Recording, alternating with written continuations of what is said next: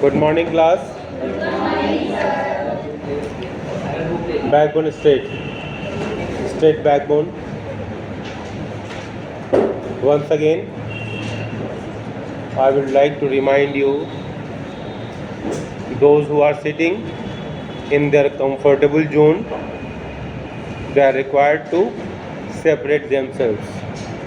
Means if you have the company of friends where there is a chance of discussion, any kind of discussion other than study, it is better to separate yourself for the better output. Before my arrival, you should exchange all things, including water. It is my advice, it is my request, it is my order. In whatever way you understand my words, you should do. Okay? You should follow. Sole objective is to produce better result.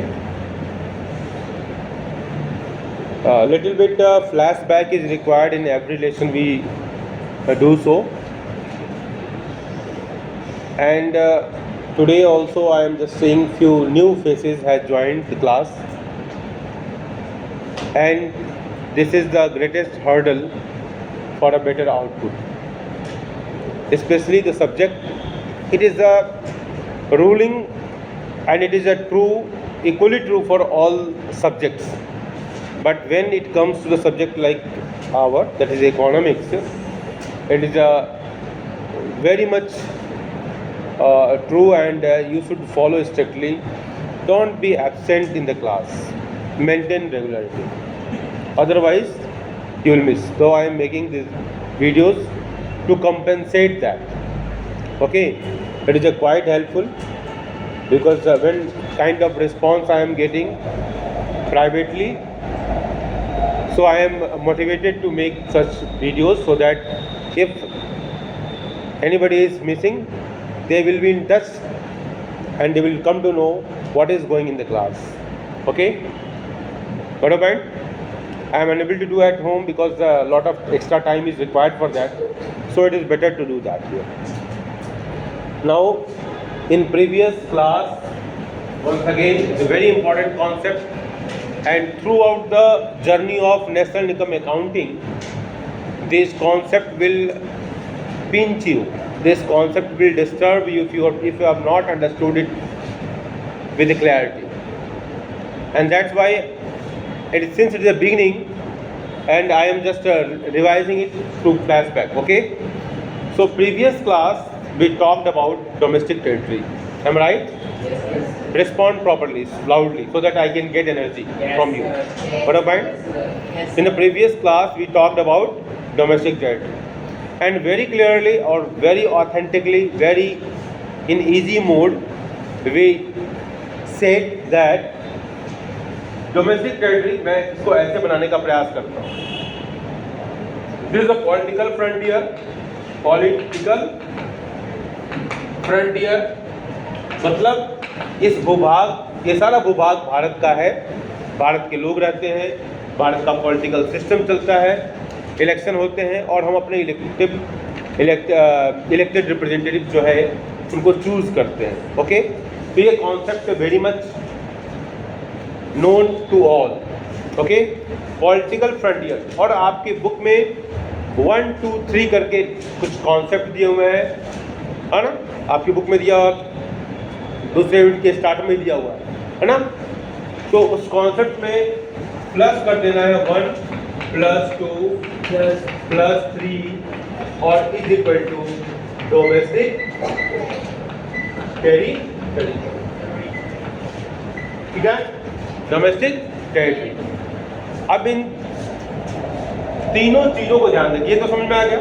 मतलब इसमें रहने वाले जितने भी normal resident हैं, उनके द्वारा जो भी इनकम किया जा रहा है, वो इनकम इस देश के जीडीपी का हिस्सा होगा, डोमेस्टिक टेरिटरी का हिस्सा माना जाएगा. प्लस अगर हमारे लोग हमारी एम्बेसी अगर चाइना में है हमारी एम्बेसी, अगर अमेरिका में है हमारी एम्बेसी, अगर रसिया में है हमारी एम्बेसी, अगर सिंगापुर में है, एम्बेसी और consulates there income generated at embassies और कॉन्सुलेट, जिस भी देश की एम्बेसी होगी, हमारी भारत की एम्बेसी जहाँ जहाँ है, और उस एम्बेसी में जो भी इनकम जनरेट किया गया, that is the part of India's domestic trade. I hope it is clear. समझ में आ रही बात Sameer? This video is I am focusing on you only because all other students were present in previous class. बड़ा भाई सोच लो आपका कितना मैं फोकस कर रहा हूँ। Second point, there is international bodies, international water bodies. तो हर देश का आप लोगों ने बताया, ज्योग्राफी आप पढ़ते हो, तो एक सर्टेन लिमिट तक वो हमारे वाटर बॉडीज के अंतर्गत माना जाता है 12 किलोमीटर और 12.5 नॉटिकल माइल्स होता है ऐसा, जो हमको जानकारी है ना, ठीक है।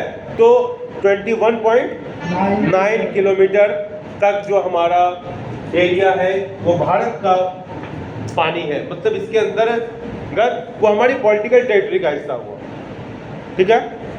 समझ में आई बात? मतलब उस पर हमारा सर्वाधिकार सुरक्षित है, वो हमारे अधिकार क्षेत्र का हिस्सा है।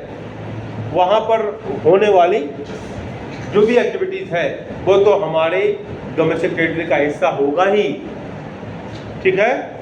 मेरी बात समझ आई बेटा? प्लस ये जो इंटरनेशनल वाटर बॉडीज है जहाँ पर हर किसी कंट्री का जहाज फ्रीली मूव कर सकता है, उसमें भी अगर मान लो भारत का कोई ऑयल रिग्स है, तेल निकालने की कोई व्यवस्था है, कुआं है, तेल का कुआं है, हमारा मिलिट्री का प्लेटफॉर्म है, मतलब मिलिट्री का कोई बेस है वहाँ पर, बड़े पॉइंट, वो भी हमारे डोमेस्टिक टेरिटरी का हिस्सा होगा। वहाँ अगर कोई इनकम जनरेट हो रही है तो समझ में आई बात? तीसरा हमने बताया, कल एग्जाम्पल दिया था सिंगापुर और चाइना का, और इसके बीच में जो भी एयर, ठीक है, जो भी एयरवेज हमारा मूव कर रहा है, एरोप्लेन मूव कर रहा है, वहाँ पर जो इनकम जनरेट हो रही है, चाहे वो कार्गो से हो, चाहे वो पैसेंजर हो, है ना, जो भी इनकम जनरेट हो रही है वो सिंगापुर और चाइना के बीच में मूव कर रहा है, ट्रेवल हो रहा है। लेकिन किसका एरोप्लेन है? भारत का, बड़ा पॉइंट। तो वो जो इनकम होगी उस एरोप्लेन के अंदर जो इनकम जनरेट हो रही है वो भारत के डोमेस्टिक टेरिटरी का हिस्सा होगा, बड़ा पॉइंट, ठीक है। ये चीज़ें आपको याद रखनी पड़ेगी।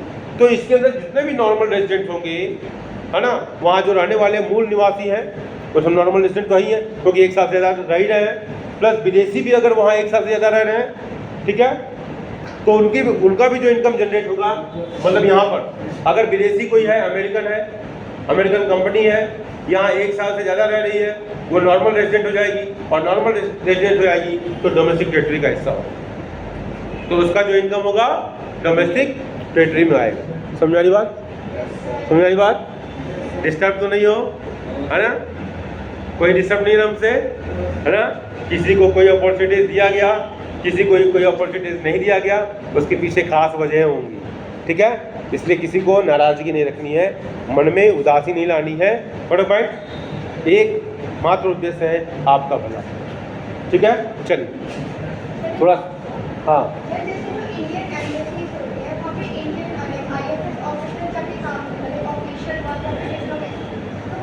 एक नॉर्मल, देखो जब सीधी सी बात है, नॉर्मल रेसिडेंट की इनकम को ही हम इंक्लूड करते हैं। एक साल का क्राइटेरिया होता है, एक साल का क्राइटेरिया होता है। अभी हम इसको करके इसका तो फिर हम देखते हैं, पहले पूरी बात कर लो, इसका फिर में बात करो, ठीक है।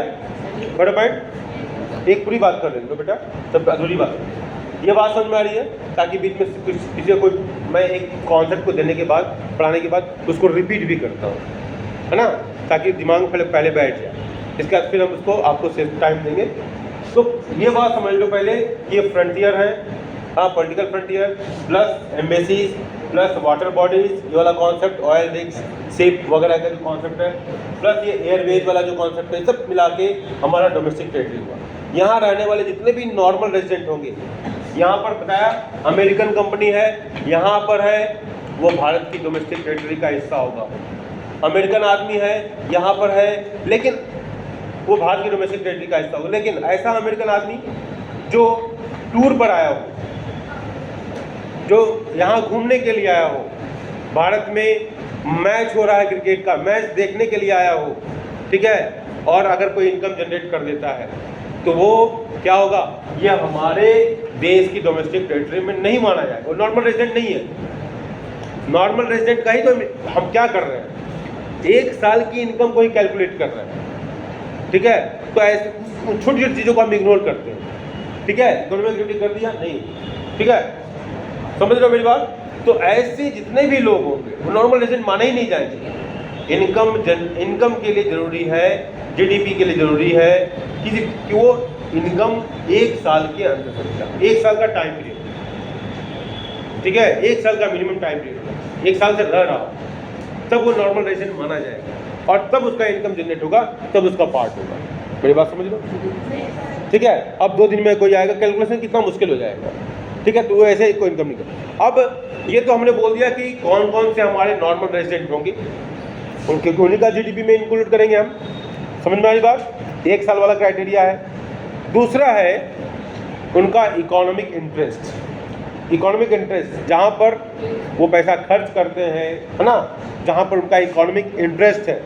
जैसे मान लो कि कोई इंडिया के बॉर्डर पर, पाकिस्तान के बॉर्डर पर कोई है, जैसे यहाँ पर मान लो ये है ना, ये अपना गुजरात है, गुजरात से पाकिस्तान इधर कोई यहाँ पर काम है और वो जाता है, बॉर्डर क्रॉस करता है, यहाँ काम करता है, फिर शाम को आ जाता है ना।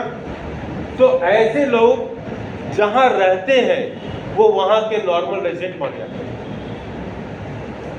जो कन्फ्यूजन का पॉइंट है वो बता रहा हूँ, मैं दोबारा बोल रहा हूँ। बॉर्डर पर काम करने वाला कोई व्यक्ति, है ना, मान लो ये गुजरात का हमने एग्जाम्पल लिया और यहाँ पर ये पाकिस्तान है, इधर क्या है, पाकिस्तान है, और यहाँ से कोई गया, सवेरे काम किया, शाम को वापस आ रहा है, तो उसका इकोनॉमिक इंटरेस्ट कहाँ होगा, भारत में होगा, ठीक है, ठीक है। उसका इकोनॉमिक इंटरेस्ट कहाँ होगा, वो काम करने जा रहा है, उसका परिवार सब कुछ, यहाँ का खर्चा, यही मकान, यही सब कुछ है, तो उसका इकोनॉमिक इंटरेस्ट कहाँ है, भारत में। तो ऐसे लोगों के द्वारा जो इनकम जनरेट किया जाता है वो क्या कहलाता है, वो उसको कहते हैं इकोनॉमिक इंटरेस्ट। तो उसका इकोनॉमिक इंटरेस्ट जहाँ होगा वहाँ की डोमेस्टिक टेरिटरी का हिस्सा माना जाएगा। समझ में आई बात, समझ में आई बात, समझ में आई बात। आपके बुक में कुछ पॉइंट दिए हुए हैं, देखो एक पॉइंट और दिया, residents carries out basic economic activities, earning, spending and accommodation from the location. उसी पॉइंट को मैं बोल रहा हूँ कि जो भी इकोनॉमिक एक्टिविटीज हो रही है उसको हम यहाँ इंक्लूड करते हैं। इन्होंने क्वेश्चन किया कि ऑयल रिग्स है, और ऑयल रिग्स मतलब जो तेल का कुआं है। अब वो जो मैं यहाँ पर एकदम क्लियरली बोला, अगर आप ध्यान दें, इसके अंदर मतलब जो 12.5 जो नॉटिकल माइल है, 21.91 किलोमीटर जो है, 21.9 किलोमीटर जो है, ये तो इसके अंतर्गत तो हमारा अधिकार क्षेत्र में है ही है। तो यहाँ जो भी इनकम हो रहा है सब तो हमारे इनकम है डायरेक्ट। हम किसकी बात कर रहे हैं, हम बात कर रहे हैं कि जो इंटरनेशनल एरिया में, इंटरनेशनल एरिया में वो ये 1, 2, 3 जो है ना, जो डायरेक्ट लगता नहीं कि भारत में होगा, लगता है कि बाहर होगा, हम उनकी बात कर रहे हैं। समझ वाली बात नहीं, समझ वाली बात। मैं ये कह रहा हूँ कि जो ऑयल रिग्स है, तेल का कुआं, अगर बॉम्बे हाई में है तो कोई बात ही नहीं है, तेल का कुआं दिगमोई में है, आसाम में, कोई बात ही नहीं है, ठीक है। तेल का कुआं हजीरा में है, अंकलेश्वर में है, कोई बात नहीं है। तेल का कुआं जामनगर में है, कोई बात नहीं है, उसकी बात नहीं हो रही, वो तो भारत के पॉलिटिकल फ्रंटियर में ही है। हम उसकी बात करें जो लगता है कि विदेश में है, वहाँ डाउट होगा ना, वो किसका है किसका नहीं है। हम वो कर रहे हैं कि जो ऑयल रिग्स है इंटरनेशनल वाटर बॉडीज में है, या कहीं भी किसी भी कंट्री में है। मान लो कि इंडोनेशिया में हमारा प्रोजेक्ट चलता है, इंडोनेशिया के अंदर हमारा कोई ऑयल रिग्स है, ठीक है, पानी में ही नहीं, यहाँ भी ऑयल रिग्स अगर इंडोनेशिया में है, तो वो भी भारत की डोमेस्टिक टेरिटरी का हिस्सा माना जाए। कोई डाउट? कोई डाउट? बैठ जाओ, क्लास में बात नहीं करो बेटा। हाँ, मैं एक बार बात करूँ, मैं एक बार सब कुछ समझ। क्वेश्चन क्या है बताओ, बताओ, पूछ ही लो।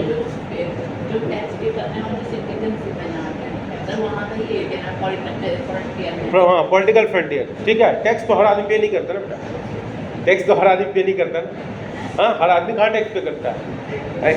अरे अब अगर इनडायरेक्ट टैक्स की बात करो तो ठीक है, मान लो, ठीक है, इनडायरेक्ट टैक्स की बात करो। हम नॉर्मल रेजिडेंट की बात कर रहे हैं, डोमेस्टिक टेरिटरी में हम उन्हीं लोगों के इनकम की बात कर रहे हैं, 1 साल होना चाहिए, ठीक है। सिटीजन है तो नॉर्मल रेजिडेंट है ही है, उसके तो कोई प्रश्न ही नहीं है। लेकिन बहुत सारे सिटीजन ऐसे भी हैं जो विदेश में रह रहे हैं, NRI है कि नहीं है? यहाँ के लोग बाहर काम कर रहे हैं कि नहीं कर रहे हैं? हमारे अंकल आंटी कोई दूर देर ऐसा रिलेटिव होगा जो कि बाहर फॉरेन में काम कर रहा है, तो वो इनकम वहाँ अमेरिका में अर्न कर रहा है, तो उसकी इनकम भारत में नहीं जुड़ेगी, क्योंकि वो नॉर्मल रेजिडेंट यहाँ का नहीं है। वो उसकी इनकम वहाँ के डोमेस्टिक टेरिटरी में इंक्लूड होगी अमेरिका में, क्योंकि वो वहाँ काम कर रहा है और वहाँ का नॉर्मल रेजिडेंट है। मेरी बात समझ आई बात?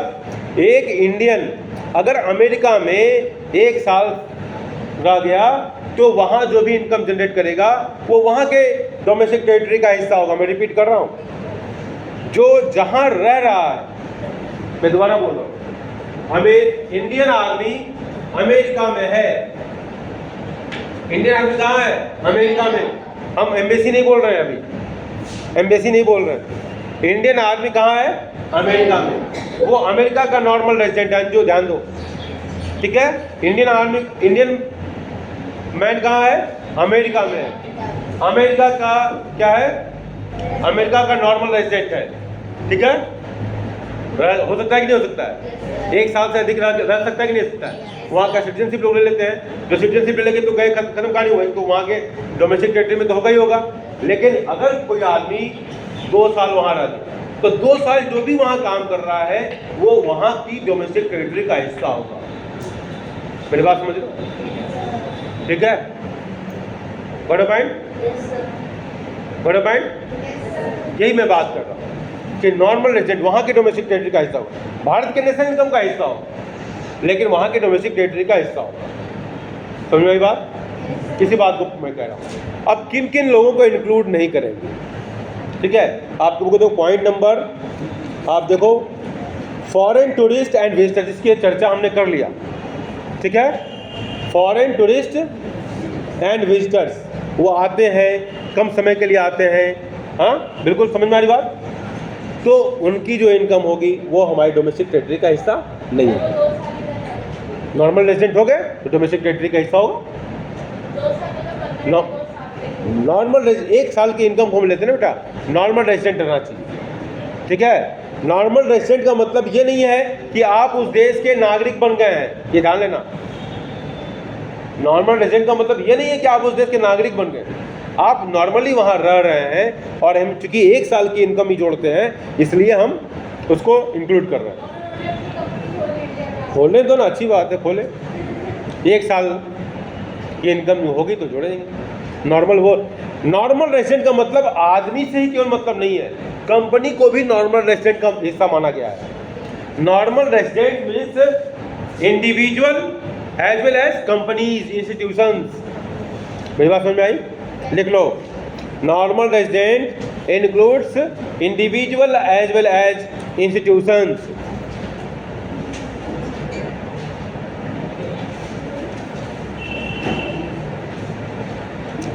ठीक है, लिख लो बेटा, तो अभी लिखो।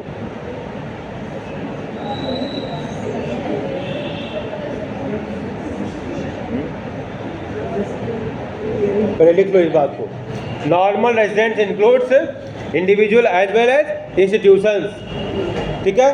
तो ऐसे सभी नॉर्मल रेजिडेंट्स जिनका इकोनॉमिक इंटरेस्ट उस देश में हो तो वो उस देश की डोमेस्टिक टेरिटरी का हिस्सा मान लिया जाएगा,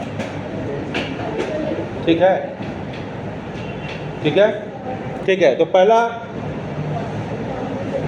किन किन लोगों को हम नॉर्मल रेजिडेंट्स में नहीं इंक्लूड करेंगे, किन किन लोगों को नहीं करेंगे? तो पहला, foreign tourist and visitors, point number 1, foreign tourist and visitors, point number 1 mark कर लो, ठीक है। Okay, foreign tourist and visitors, medical tourism पर आ गए, घूमने के लिए आ रहे हैं, है ना, मोनूमेंटल टूरिज्म पर आ रहे हैं। दूसरा, foreign staff of embassies, foreign staff of embassies, officials, diplomats and members of armed forces, ये जितने लोग हैं ये भी नॉर्मल रेजिडेंट नहीं माने जाएंगे, ठीक है।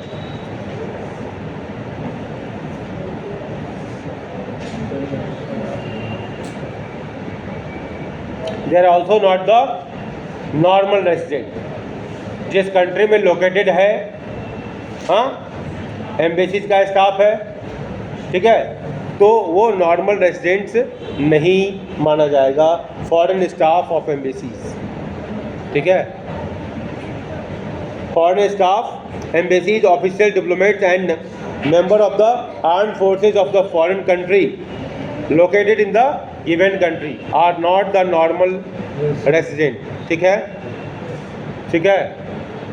दूसरा, international organisations like UNO, WHO, ये सब भी नॉर्मल रेजिडेंट का हिस्सा नहीं माने जाएंगे।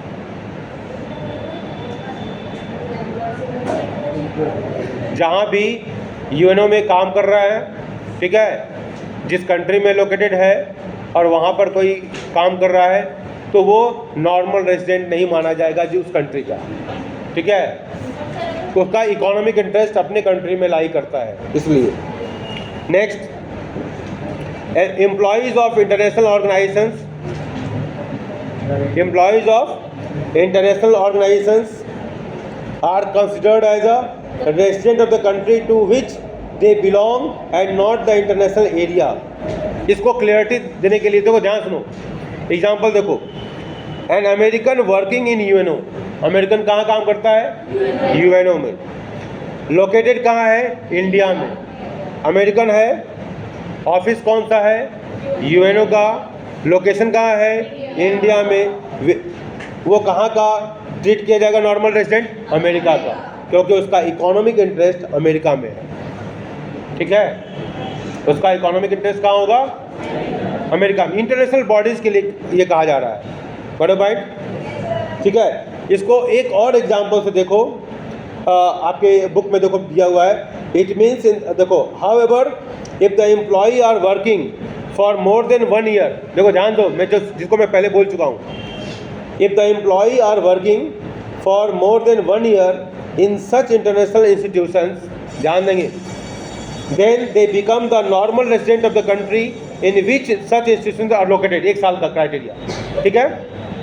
It means, in the given example, if the Americans is working in UNO office in India for more than 1 year, देखो more than 1 year, then he will be treated as a normal resident of India, ठीक है। 1 साल होना चाहिए, ठीक है। अगर 1 साल से कम है तो वो अमेरिका का माना जाए नॉर्मल रेजिडेंट, ठीक है, क्योंकि वो चला जाएगा, भाग जाएगा।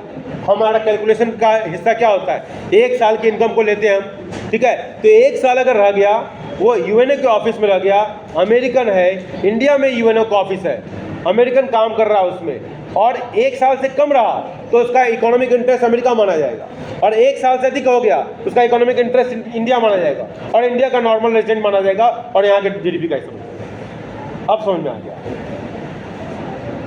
कृतिका है ना, ऋतु, सॉरी कृतिका का, हाँ सॉरी, तो ऋतु है, ऋतु अमेरिकन है, ऋतु कहाँ है? अमेरिकन है, ठीक है। इंडिया के UNO के ऑफिस में काम कर रही है, समझ में आई बात, और 8 महीना रही तो आपका इकोनॉमिक इंटरेस्ट अमेरिका माना जाएगा, आप यहाँ की नॉर्मल रेजिडेंट नहीं है, समझ में आई बात। ऋतु इन UNO के ऑफिस में है और 1.5 साल रह गई, यहाँ के नॉर्मल रेजिडेंट है, आपका इकोनॉमिक इंटरेस्ट यहाँ माना जाएगा। आप समझ में आया होगा, एग्जाम्पल अपना वाला चाहिए, है ना, ठीक है। इसलिए इसका मतलब क्या है? जब किसी भी ज्ञान को आप अपने आप से जोड़ते हो तो वो ज्ञान आसान बन जाता है। सर मैं पहले भी यही बोल रहा था, अब जब ऋतु बोल दिया तो ऋतु एकदम जुड़ गई, फोकस बढ़ गया ऋतु का, और ज्ञान समझ में आ गया। समझ में आई बात?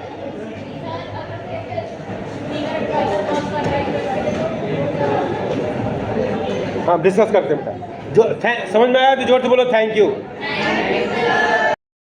चलिए, तो हम लोगों ने मॉर्निंग सेशन में नॉर्मल रेजिडेंट्स के बारे में पढ़ लिया था। अब आप थोड़ा सा तैयार होंगे, बुक बंद कर लें। मैं ये देखना चाहता हूँ, हाँ ये बता दिया था, बुक बंद कर लें ज़रा 1 मिनट के लिए। सब लोग अपनी बुक क्लोज कर लें और जस्ट पे अटेंशन, ध्यान देंगे, ठीक है? Okay. Morning session we discussed about normal residents, domestic territory के बारे में हमने बात किया, ठीक है? मैं देखता हूँ कुछ क्वेश्चन पूछते हैं, आपस में कन्वर्सेशन करते हैं और देखते हैं कि हमारी बात कितने लोगों तक पहुँची है, कितनी हम अपनी बात समझाने में और आप समझने में, क्योंकि ये 2 वे ट्रैफिक है। केवल मैं ही रिस्पॉन्सिबल नहीं हूँ, आपका फोकस कितना है समीर, अंकित, ये बहुत कुछ डिसाइड करता है कि हमारी बात आप तक कितनी सक्सेसफुली पहुंच रही है। करेक्ट है ना? ठीक है, ठीक है, तो आप ध्यान देंगे, है ना? बस नो चोरी, है ना? सब लोग बुक बंद कर लिया, ओके। आइडेंटिफाई करना है आपको कि नॉर्मल रेजिडेंट ऑफ इंडिया कौन है। मेरा क्वेश्चन है, you have to identify who are the normal residents of India. My question is clear? Yes, sir. You have to identify who are the normal residents of India. ठीक है, okay. Indian officials working in the Indian embassy in USA. मैं question दोबारा पढ़ रहा हूँ। Indian officials working in the Indian embassy in USA, मतलब embassy कहाँ की है? इंडिया की। कहाँ पर सिचुएटेड है? यूएसए। और ऑफिशियल कौन है? इंडियन है। तो ये आपको बताना है कि नॉर्मल रेजिडेंट इंडिया का होगा या नहीं होगा। कितने लोग बोल रहे हैं? रोहित आप श्योर नहीं हो कि सुना नहीं आपने? देखो, नॉर्मल रेजिडेंट्स का क्या मतलब है? जिसका इकोनॉमिक इंटरेस्ट उस देश में हो, ठीक है? पहली बात, नॉर्मल रेजिडेंट का मतलब क्या है? वो उस देश में निवास करने वाला हो। अब यहाँ इस क्वेश्चन में डाउट इसलिए नहीं होगा क्योंकि एम्बेसी इंडिया की है, ठीक है? और कहीं भी हो वो तो डोमेस्टिक टेरिटरी होगा, ठीक है? तो इंडियन एम्बेसी में और भारत का ही नागरिक है तो बाय बर्थ इंडिया का ही है, इसलिए वो तो सिटीजन भी इंडिया का है। वो कहीं जहाँ भी डोमेस्टिक टेरिटरी होगा वो वहाँ काम करेगा तो भारत का ही नॉर्मल रेजिडेंट माना जाएगा क्योंकि सिटीजन भी है वो। बड़ा पॉइंट, मेरी बात समझो? तो इस क्वेश्चन में बिल्कुल डाउट नहीं होना चाहिए था, फिर भी मैक्सिमम बच्चों ने 99% बच्चों ने आंसर दिया। 1-2 बच्चे डाउट हुए, उनको आई होप दिस आपको क्लियर हो गया होगा, ठीक है? हो गया ना? चलिए next question. A Japanese tourist who stays in India for 2 months, India का रेजिडेंट होगा? नहीं। चलो next, Indians going to Pakistan for watching the cricket match. Indian going to normal resident Pakistan match देखने जा रहा है। कितने दिन के लिए जा रहा है? कम ही समय के लिए जा रहा है ना, 1 महीने के लिए, 10 दिन के लिए, 15 दिन के लिए। तो नॉर्मल रेजिडेंट तो इंडिया का ही होगा ना, तो उसका इकोनॉमिक इंटरेस्ट तो भारत में ही होगा, है ना? उसका इकोनॉमिक इंटरेस्ट भारत में ही होगा, करेक्ट ना? बोलो भाई। चलो, तो जिन लोगों ने भी इसको कहा कि वो नॉर्मल रेजिडेंट इंडिया का होगा, they can cheer for themselves. कितने लोगों ने कहा? Raise your hand. कितने लोगों ने कहा कि वो नॉर्मल रेजिडेंट इंडिया का होगा? Repeating question, Indians going to Pakistan for watching the cricket match, they are going Pakistan for a shorter duration of time. Ritu, shorter duration of time. They are going to watch match in Pakistan. तो उनका economic interest कहाँ है? India में, है ना भाई? अब doubt नहीं है किसी को? चलो, जैसे कहा ना कि वो इंडियन डेली वर्कर है, डेली वेज, वो जाता है, क्रॉस करता है, फिर वापस चला आता है, और जहाँ रहता है वहीं उसका इकोनॉमिक इंटरेस्ट माना जाता है क्योंकि उसका इकोनॉमिक इंटरेस्ट तो यहाँ पर है, ठीक है ना? चलिए next, Indian working in the UNO office, international body है UNO office, located in America for less than 1 year. Indians, Indian, देखो ध्यान से सुनो, Indians working in the UNO office, Bharat का आदमी है, ठीक है, वहाँ काम कर रहा है। Indians working in the UNO office located in America for less than 1 year, तो उसका वो कहाँ का नॉर्मल रेजिडेंट होगा? इंडिया का होगा, क्योंकि लेस देन 1 ईयर है, उसका इकोनॉमिक इंटरेस्ट भारत में ही होगा। मैं बहुत क्लियरली बताया था पिछले क्लास में, याद है रितु? आप ही कहा था आप ही का एग्जाम्पल मैंने दिया था बेटा, है ना हिमांशी, है ना? चलो next question, Indian employees working in WHO located in India, Indian employees है वर्किंग इन WHO के इंटरनेशनल ऑफिस में जरूर है, लेकिन कहाँ है वो? इंडिया में है, तो उसका इकोनॉमिक इंटरेस्ट कहाँ होगा? इंडिया में ही होगा, करेक्ट ना? यहीं कमाएगा, यहीं खर्च करेगा, सब कुछ करेगा यहीं पर, परिवार इसका यहीं पर है। ओके ठीक है, 2 क्वेश्चन हैं, एक तो WHO का ऑफिस या यूएनओ का ऑफिस अमेरिका में है, लेस देन 1 ईयर कर दिया वहाँ पर। ध्यान देना दोनों क्वेश्चन में क्या अंतर है। उसमें कहा कि लेस देन 1 ईयर, तब वो इंडिया का नॉर्मल रेजिडेंट बन रहा है, और यहाँ पर क्या है, ऑफिस इंटरनेशनल जरूर है, WHO है, यूएनओ है, लेकिन वो इंडिया में ही लोकेटेड है, तो उसका इकोनॉमिक इंटरेस्ट इंडिया में ही है ना। बड़ा पॉइंट, चलो very good. Next, foreign tourist visiting India for month to see the Taj Mahal, ठीक है, फॉरेन टूरिस्ट है, आएगा, ये अंडरस्टूड है कि ताजमहल देखने आएगा तो 1 साल से ज़्यादा नहीं रहेगा, ऐसा कुछ नहीं है कि बड़ा पॉइंट, तो उसका इकोनॉमिक इंटरेस्ट वहाँ रहेगा। बड़ा पॉइंट, चलो Indian Muslims going for the हज पिलग्रिमेज, इंडिया में, वो तो ऐसा नहीं कि 1 साल लगा देंगे मक्का मदीना घूमने में, ऐसा नहीं होगा। बड़ा पॉइंट, तो वो क्या लौट के आएंगे ही, बड़ा पॉइंट, और 1 साल से कम ही होगा, ये अंडरस्टूड है कुछ बातें, ठीक है। तो आपने सक्सेसफुली नॉर्मल रेजिडेंट का काम तमाम कर दिया, करेक्ट ना? अपने लिए जोरदार तालियां। अरे